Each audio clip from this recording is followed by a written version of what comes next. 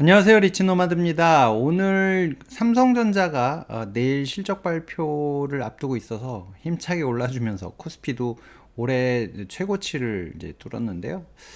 시장 분위기는 좋은데 여러분들의 종목은 어떤지 모르겠습니다. 제가 이제 이 채널에서 월배당 커버드 콜 얘기를 많이 다뤘는데, 저는 이제 한 종목으로 좀 압축을 했거든요. 그 얘기를 한번 해볼까 합니다.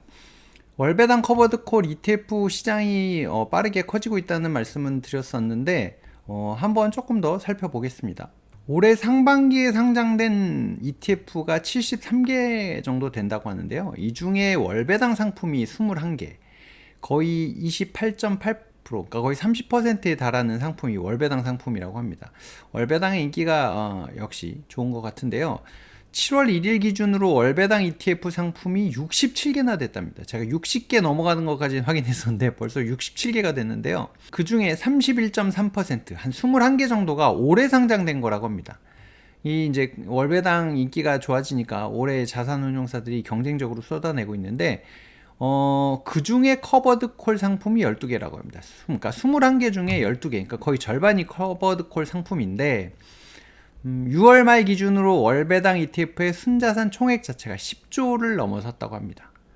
야, 이제 이 시장이 어마어마하게 빠른 속도로 커지고 있습니다. 10조가 이제 이쪽에 몰려 있는 건데, 전년 말 대비해서 6조가 증가한 거니까 10조, 그러니까 작년까지 4조밖에 안 됐는데 지금 6조가 들어와서 10조가 만들어진 거거든요. 전체 ETF 순자산 규모 증가액의 20% 정도를 이 월배당 상품들이 차지하고 있는 그런 상황인 것 같습니다. 이 월배당 상품들이 하도 많이 나오니까 67개나 나와 있으니까 뭘 사야 될까 고민을 하게 될 수밖에 없는데요. 저는 이제 그 커버드 콜 상품 중에서 요걸 뽑기로 했습니다. 그 얘기를 한번 해보겠습니다. 이제 빅테크 기초자산으로 되어 있는 고배당 ETF들이 이제 많이 나오고 있어서 그 상품들이 인기를 끌고 있는데요. 상반기에 순자산 규모, 그러니까 월배당형 ETF의 순자산 규모를 살펴보니까 이제 미국 30년 국채 프리미엄 액티브 이게 이제 가장 규모가 크더라고요. 5,400억. 그리고 이제 뭐 미국 테크탑 10 플러스 10% 이게 3,890억. 코덱스 같은 경우는 5월 28일 지금 나온 지 한 달 살짝 넘었는데 벌써 2,300억으로 3위까지 올라갔더라고요.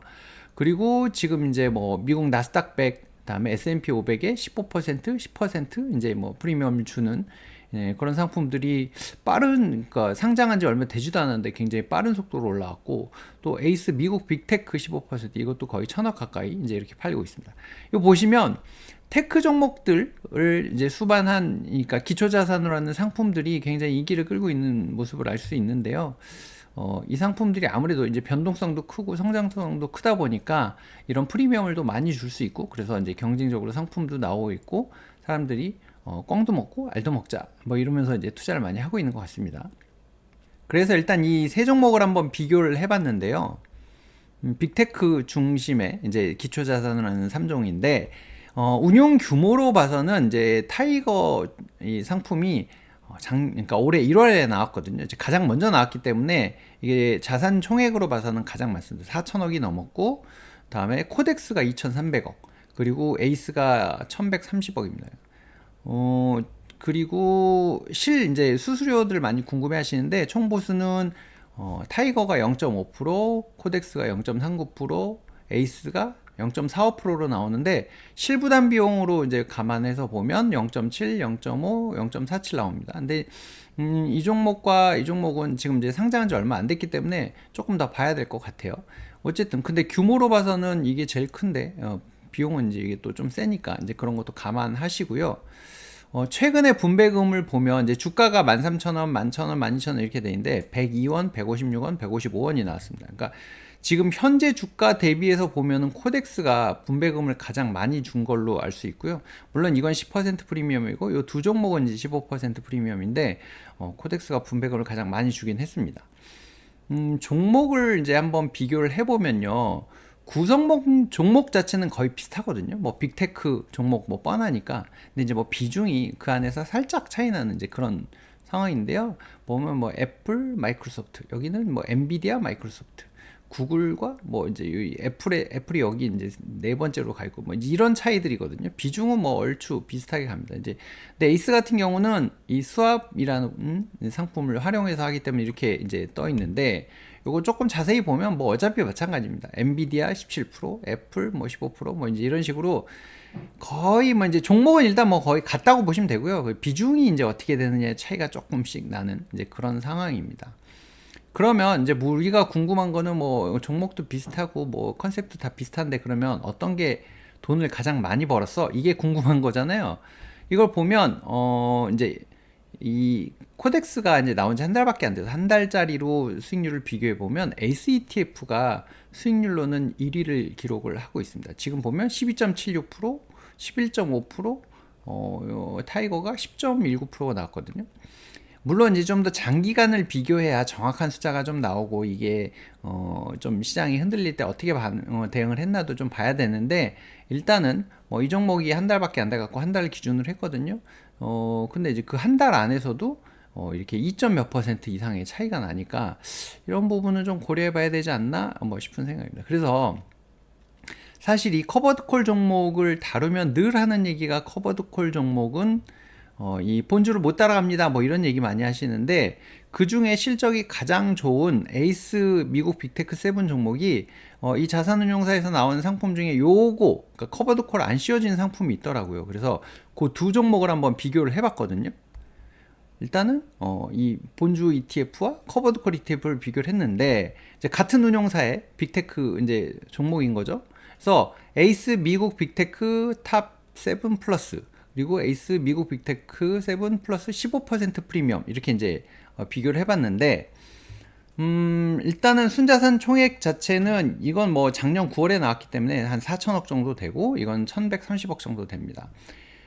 실부담 비용은 오히려 커버드콜이어서 이게 손이 더 많이 갈 것 같은데 요즘에 이제 그 자산운용사들끼리 경쟁적으로 이 수수료를 인하 경쟁이 붙어서 그런지 모르겠으나 어쨌든 총보수는 이게 더 뭐 낮게 되어 있는데 실부담 비용은 이게 더 높은 걸로 나옵니다. 근데 물론 이 상품은 지금 스왑을 운영하는 상품이기 때문에 그 비용이 추가가 될 거거든요. 이제 그 부분은 좀 숨겨져 있어서 그것까지 비교했을 때는 정확하게는 모르겠지만 어쨌든 이제 눈에 보이는 건 이렇게 되어 있다.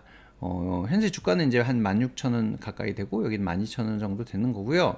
이제 구성 종목 자체는 기본적으로 큰 틀을 같이 갖고 갔기 때문에 큰 차이가 없습니다. 종목은 뭐 똑같고 이 안에 이제 비중이 살짝 차이가 나는데 이건 뭐 왔다 갔다 하는 거여서 큰 차이는 없습니다. 이게 4일 거, 2일 거 뭐 이런 차이여서 그러니까 종가 기준을 하다 보니까 조금 차이 나는 것 같은데 거의 비슷한 이제 뭐 비중으로 갖고 가고 있다 보시면 될 것 같고요. 이 커버드콜 종목 자체가 출시된 지 2개월밖에 안 된 상황이라서 장기 비교는 어렵지만 어쨌든 최근 한 달의 성과를 한번 비교를 해봤는데 성과 차이가 크지 않더라고요. 보니까 오히려 지금 커버드콜 상품이 0.03% 차이기는 하지만 이제 더 성과가 좋은 걸로 나타났습니다. 분배금 재투자를 가정한 이제 가격이긴 한데 이거 뭐야? 커버드콜이 못 쫓아간다 그랬는데 이게 왜 이렇게 된 거지? 라고 이제 생각을 뭐 할 수 있잖아요.